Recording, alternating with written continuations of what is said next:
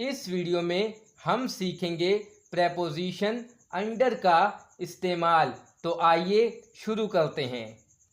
अगर कोई चीज़ किसी चीज़ के नीचे है और वो उसे पूरी तरह से छू नहीं रही है तो वहाँ अंडर का इस्तेमाल करेंगे।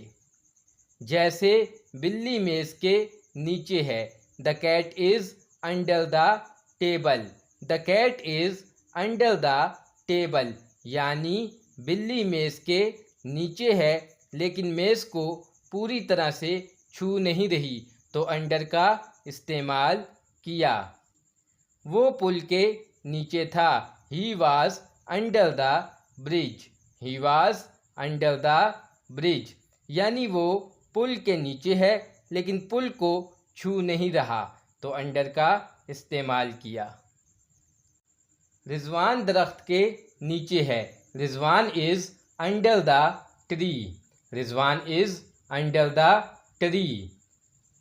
वो चारपाई के नीचे छुपा हुआ है, he is hidden under the coat. He is hidden under the coat. पुल के नीचे एक किश्ती है, there is a boat under the bridge. There is a boat under the bridge. अगर किसी जुमले में लफ्ज़ कम उम्र आ जाए तो भी अंडर का इस्तेमाल करेंगे। जैसे 6 साल से कम उम्र बच्चे पार्क में बग़ैर टिकट के दाखिल हो सकते हैं।